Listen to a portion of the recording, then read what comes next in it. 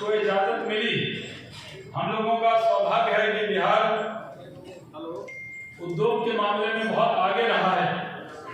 मैंने जो बातें असेंबली और काउंसिल और चैम्बर ऑफ कॉमर्स और BIA अलग उद्योग भारती की बैठक में कही, उसको रिपीट नहीं करूंगा, लेकिन क्योंकि अब मीडिया के लोगों को खास तौर पर बुलाया है, उनके सामने जिम्मेदारी से कहना चाहता हूं कि उद्योग की जो क्रांति श्री बाबू के वक्त में शुरू हुई थी, उसी राह पर नीतीश कुमार जी अब तेजी से आगे बढ़ रहे हैं। और नीतीश कुमार जी के जैसा परिपक्व नेतृत्व, ये बिहार का सौभाग्य है कि उन्होंने केंद्र में भी काम किया है और राज्य में लंबे काल से मुख्यमंत्री रहते।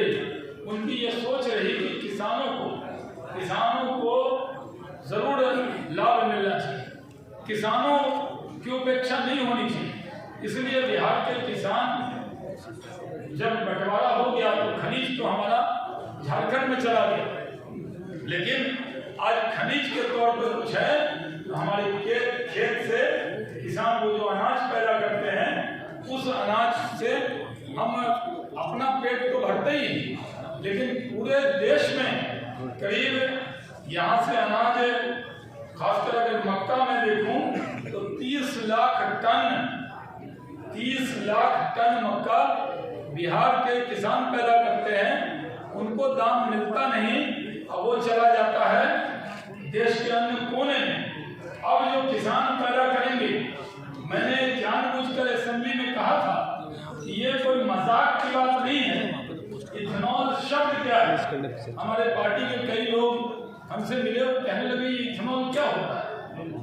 अब कई चीज होता है लोग, तो जब उन्होंने कहा कि क्या होता है तो हमने उनको बताया कि ये वैसा नहीं है कि आलू डालो तो चिप्स निकलेगा, है ना। आलू डालने से और कुछ नहीं निकलता, सिर्फ चिप्स निकलता।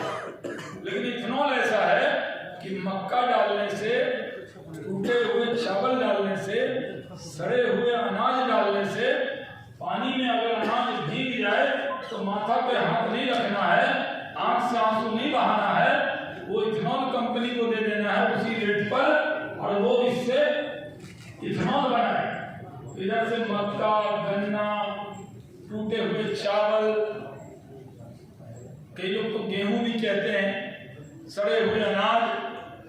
अब एक बिहार में ना एक कनमा में बर्बाद नहीं हो, वो सीधा इथेनॉल की फैक्ट्री में डालेंगे और जब वो मशीन में डलेगा तो आप जानते हैं, मैं फिर कह दूं, कोई टन सिर्फ नहीं हो रहा है, वो इधर से मक्का गन्ना डालेंगे और उधर से किसानों के जेब में पैसा आएगा। और पैसा आएगा तो उससे सबसे बड़ा एहसान बिहार क्या करेगा?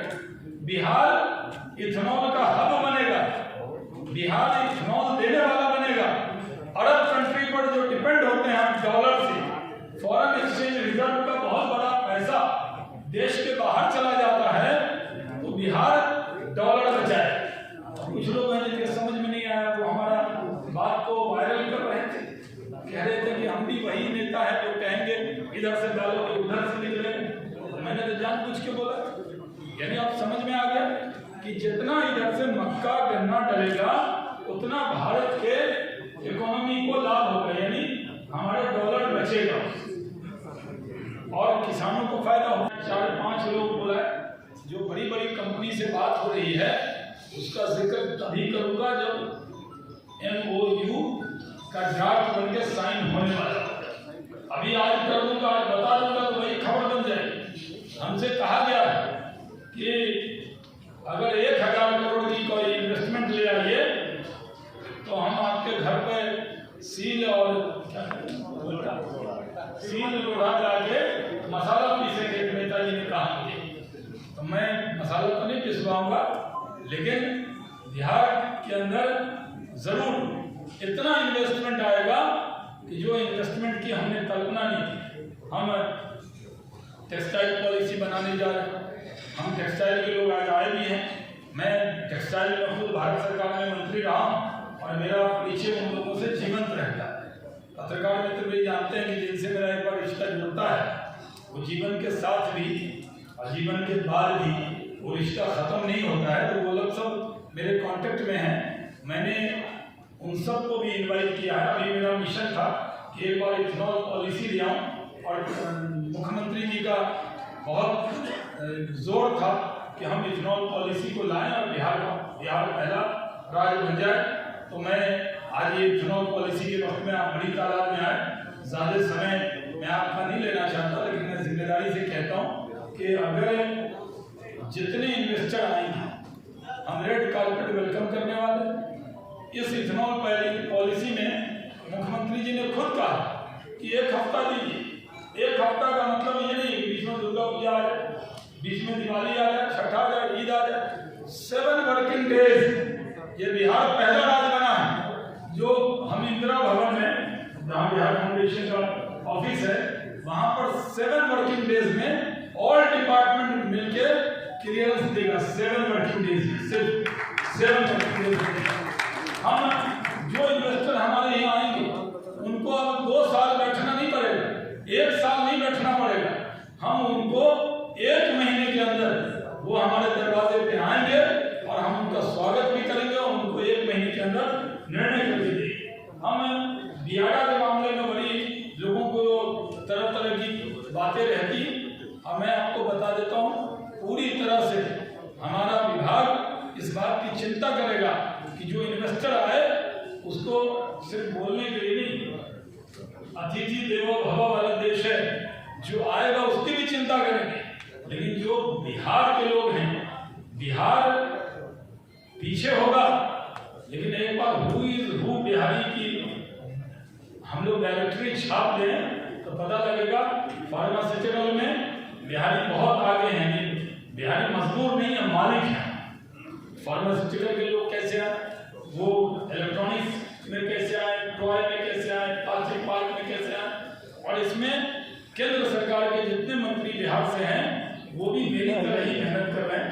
मेरी सबसे बात हुई है, रविशंकर प्रसाद जी से बात हुई है, मेरी बात भाई विराज सिंह जी से हुई है, मेरी एग्रीकल्चर मिनिस्टर साहब से हुई, मेरी फाइनेंस मिनिस्टर साहब से हुई है, मेरी पेट्रोलियम मिनिस्टर साहब से हुई। जो हम चाहते हैं पेट्रोकेमिकल इंडस्ट्री जो 30,000 करोड़ के करीब का इन्वेस्टमेंट है वो बरौनी में आ जाए, उस इलाके की तकदीर और तस्वीर बदल जाएगी। हम लोग कोशिश कर रहे हैं। बिहार रोड, बिजली, पानी, सुरक्षा, लॉ एंड ऑर्डर के मामले में हिंदुस्तान में सबसे आगे है। अब उद्योग के मामले में भी नीतीश कुमार जी के नेतृत्व में बिहार औद्योगिक क्रांति करके रहेगा। ये हम सब की, हमारी सरकार की जिद है, और आपका आशीर्वाद होगा तो हम कर पाएंगे। कुछ सवाल होंगे, अगर तो हमारे जो पत्रकार मित्र हैं, अगर लगा होगा इतना बताने के बाद भी कुछ छूट गया है तो जरूर उसका जवाब हम लोग इथेनॉल पॉलिसी पे ही, अगर कोई सवाल होगा तो जरूर पूछिए। आप पत्रकार मित्र भी हैं, बहुत विद्वान हैं, लेकिन मैं भी ये जिम्मेदारी से बताता हूँ कि इथेनॉल पर तो बहुत रिसर्च मैंने भी नहीं किया। मैंने भी जाकर जानकारी ली, उस जानकारी के आधार पर कहता हूँ कि अभी अमेरिका में 876,000 बैरल बनता है, ब्राजील में 403,000 बैरल बनता है, भारत में सिर्फ 5.30 हजार बैरल बनता है। हम कितने कम हैं। अगर हम इथेनॉल इतना बना लें तो समझिए कि हम अपने देश को कितना मजबूत करेंगे। और मैं आपको बता दूं कि बिहार में आज जो इथेनॉल बन रहा है, ऐसा नहीं कि इथेनॉल नहीं बन रहा है, हमारे यहाँ इथेनॉल बनाना और शराब बनाने में थोड़ा सा ही अंतर है। तो शराब तो हमारे यहाँ नहीं, लेकिन हमारे यहाँ इथेनॉल जो है वो बन रहा है। और उसमें उत्तर प्रदेश 1 नंबर पर है, 150 करोड़ लीटर उत्तर प्रदेश बना रहा है, महाराष्ट्र 128 बना रहा है, कर्नाटक 78 करोड़ लीटर वार्षिक बना रहा है, तमिलनाडु 21 करोड़ लीटर बना रहा है, और बिहार 12 करोड़ लीटर बना रहा है, गुजरात 11 करोड़ लीटर बना रहा है। हमारा टारगेट है कि बिहार नंबर 1 राज्य बने इथेनॉल का। सबसे ज्यादा इथेनॉल कहीं बनेगा वो बिहार में बनेगा, और उसमें आप सबका सहयोग चाहिए। आज हमने जो इथेनॉल नीति बनाई अभी तक मैं आपको बता दूं, जो लोग कहते थे कि बिहार में उद्योग नहीं लग सकता, वो अपनी बात को वापस ले लें। अभी तक हमारे पास पॉलिसी हमने 2 दिन पहले कैबिनेट से अप्रूवल किया। मैं मुख्यमंत्री नीतीश कुमार जी का बहुत आभारी हूँ, उनका पूरा सहयोग है, उनका आशीर्वाद है, उनके साथ मुझे काम का अनुभव है, उसके वजह से उन्होंने भरोसा किया।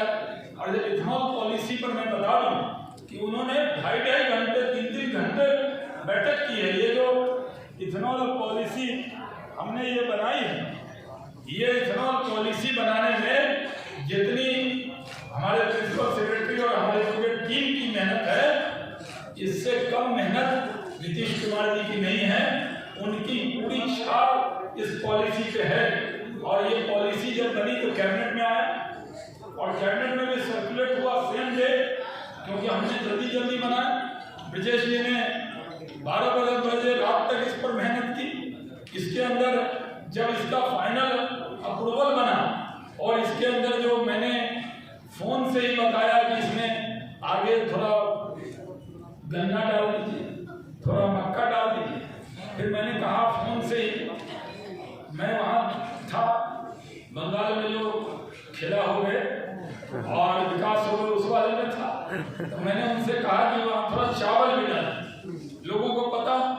तो मैं इतनी जल्दी, इतनी इफिशिएंसी, मैंने भारत सरकार में भी काम किया, लेकिन बिहार सरकार के अधिकारी जितनी इफिशिएंट है, जितना तेजी से काम करते हैं, मैं इनको बहुत बधाई देता हूँ कि उन्होंने बहुत, यानी 1 दिन में ये कैबिनेट से पास हुआ।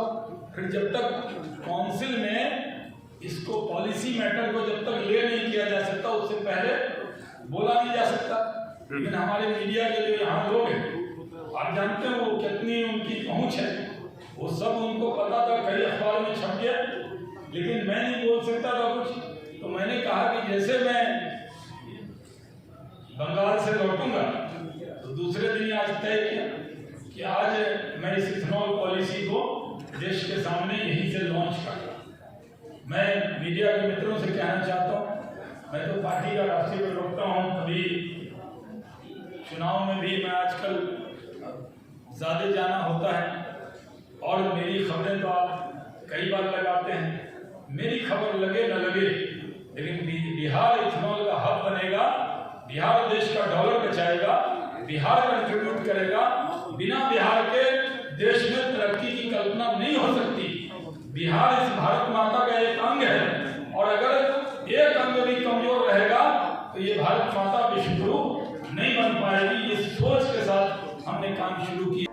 अगर आपको हमारा वीडियो पसंद आया हो तो इसे लाइक करें, सब्सक्राइब करें और साथ ही बेल आइकन दबाना ना भूलें।